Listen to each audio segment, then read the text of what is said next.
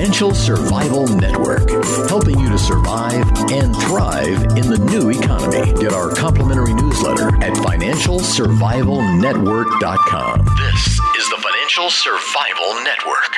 Hi, it's Kerry Lutz. I recently decided to move my retirement account into physical precious metals to hedge against the coming times. If you want to move an existing retirement account into physical precious metals that you can hold in your hand, tax-free, there's no company that can do it more quickly and efficiently than Regal Assets. It took them just 24 hours to open my new IRA account, and all I had to do was fill out one simple form. The best part is that Regal Assets does all the work for you. They cover the setup and administrative costs for 2013. If you're interested in making the same move I did, call 855-678-6620, 855-678-6620. That's 855-678-6620, or visit them at regalassets.com. You'll be glad you did, and tell them Kerry sent you. You are listening to the FinancialSurvivalNetwork.com. I'm Kerry Lutz on 1230 WBZT. Seems like the more things change, the more they rig the gold market, and the silver market too, for that matter. Well, who better to talk about it than Peter Grandich? Peter, how are you? Good, but according to the CFTC, there is no rigging in the silver market, so what are we talking about? Well, you know about that, Peter. In only a couple months, Santa Claus will be coming to visit you, and he'll be bringing you all sorts of nice gifts because you've been nice, not naughty, right? Yeah, I mean, it's really gotten to the point, again, this morning, as we speak, we start trading with the stock market set to go down a lot, the dollar getting hit, and what happens? People say, well, let's sell some gold. It doesn't make any sense. Of course, they had to wait till the COMEX opens because that's the headquarters of the CRIMEX.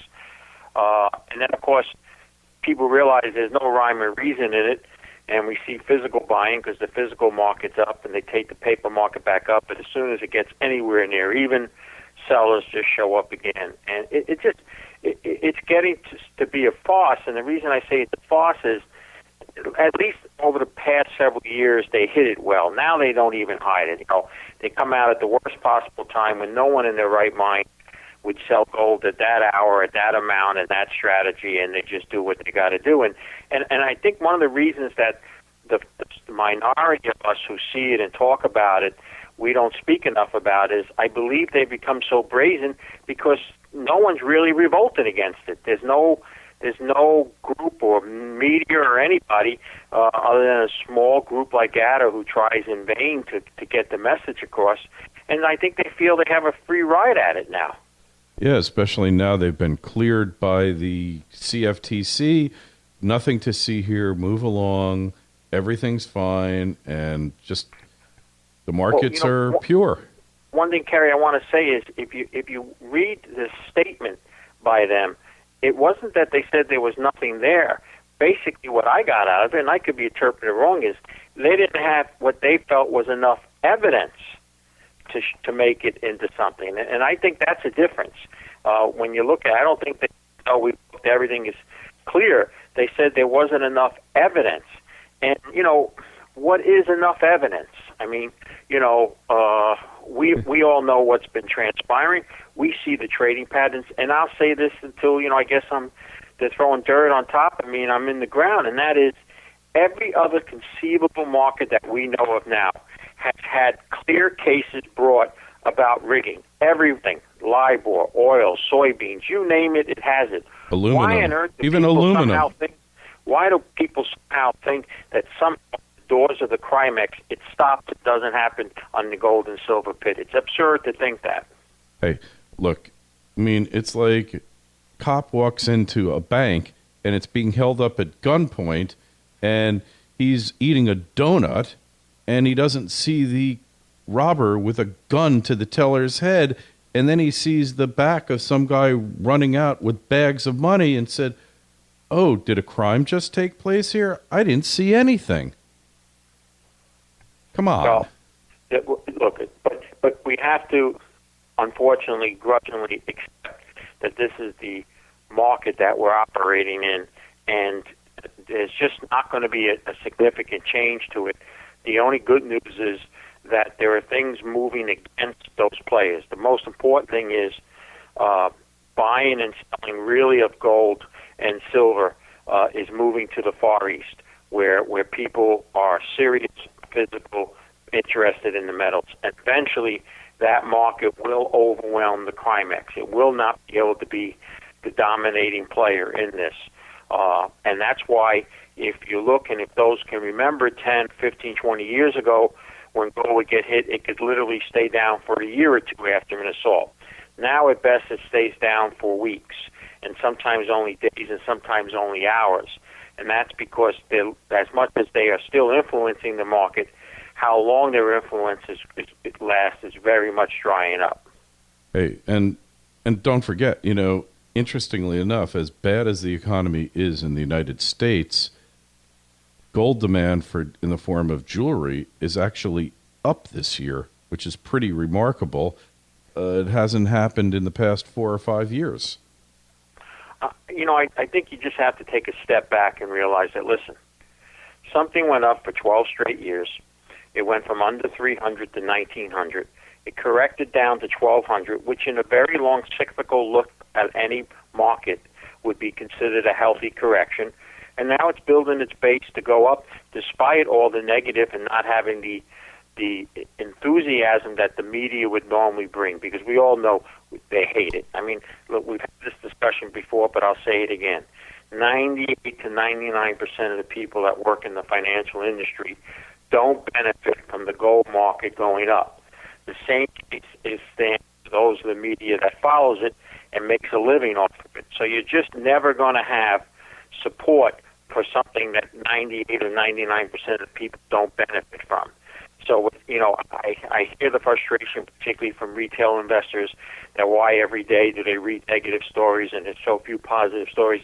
That's never going to change. You have to deal with it. It's one of the negatives of being a believer in the gold market.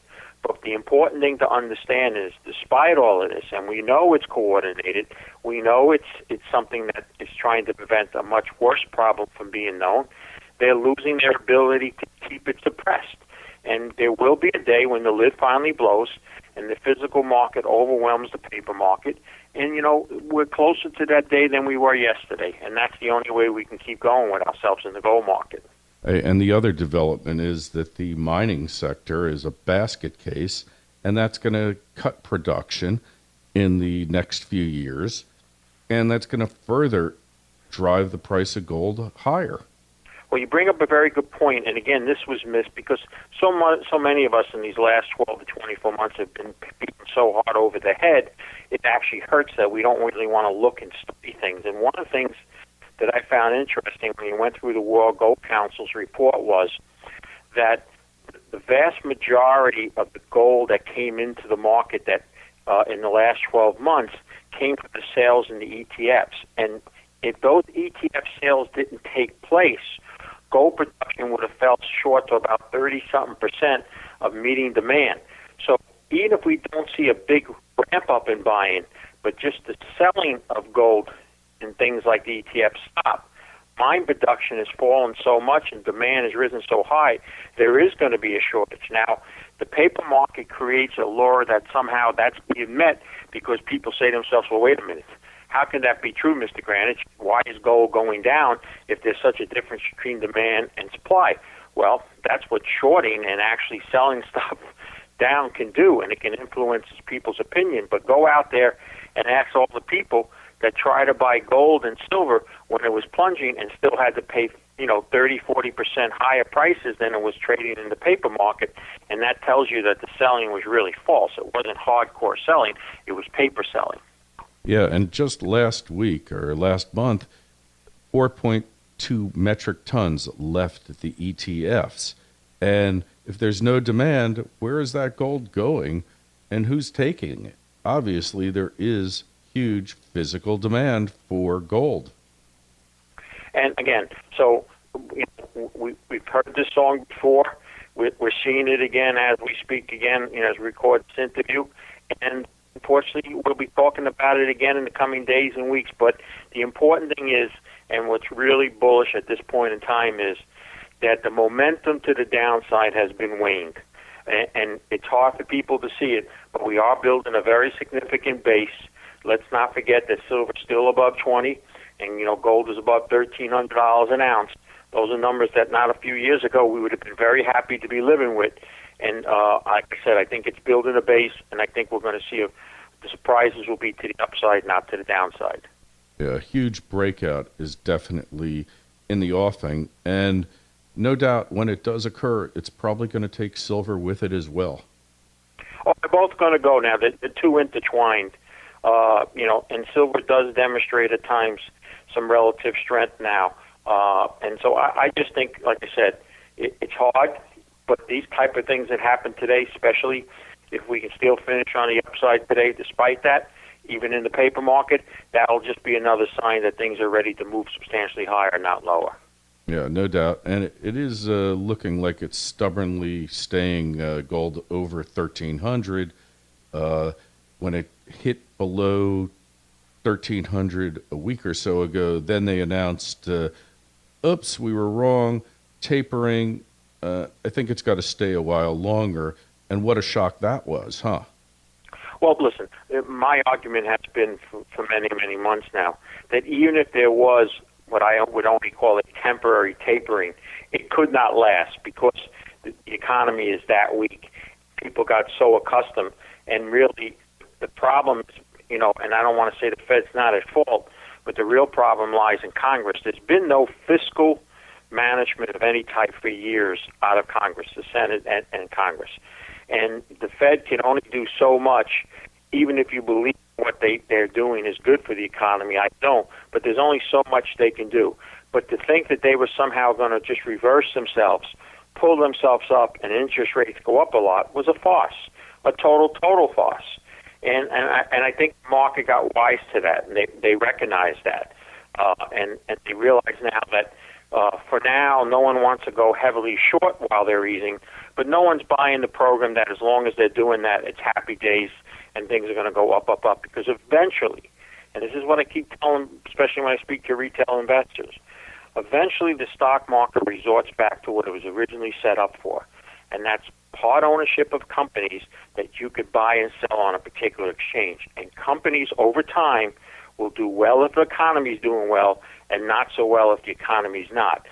Eventually, companies are going to have to step up and perform because they're not going to be able to see their stock rise just because the Fed is easing. It's going to have to perform on the bottom line.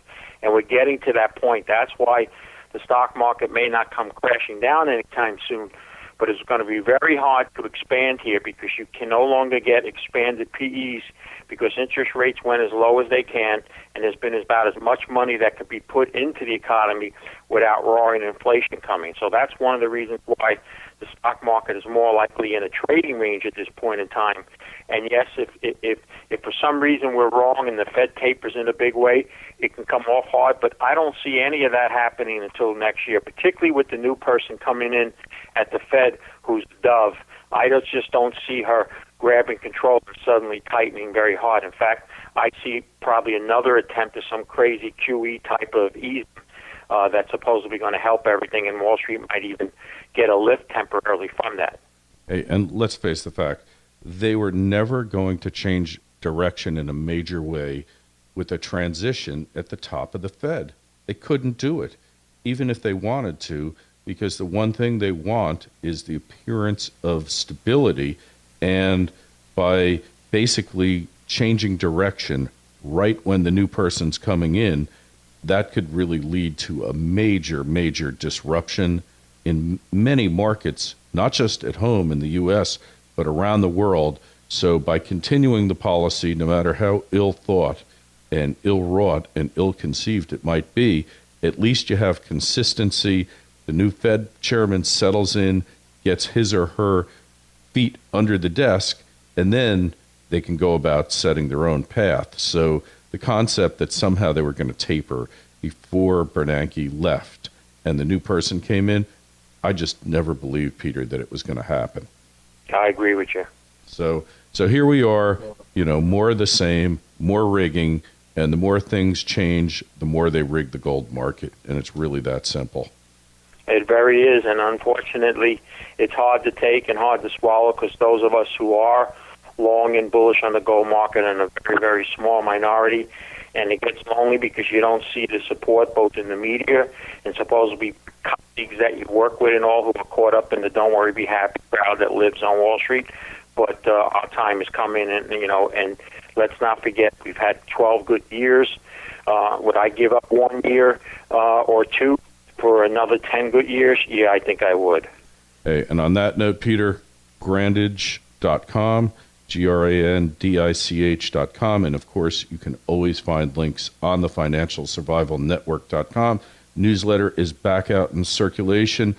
Don't forget, go over to Peter's site, sign up for his newsletter as daily updates. You really need to read them. They're really valuable. And keep the faith, Peter. As always, it's a pleasure, and can't get enough of your work. Thank you, Kerry, as always. God bless. You too.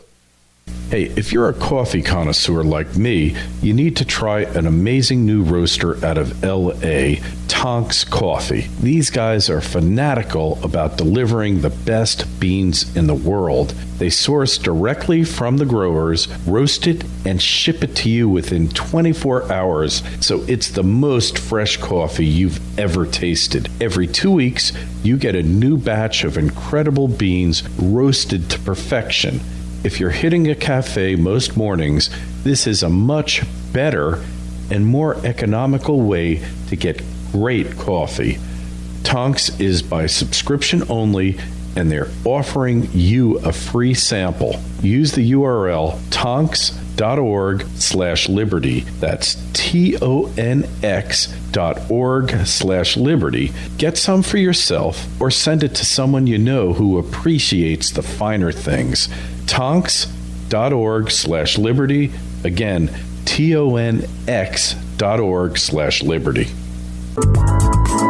The Financial Survival Network, helping you to survive and thrive in the new economy. Get our complimentary newsletter at financialsurvivalnetwork.com. This is the Financial Survival Network.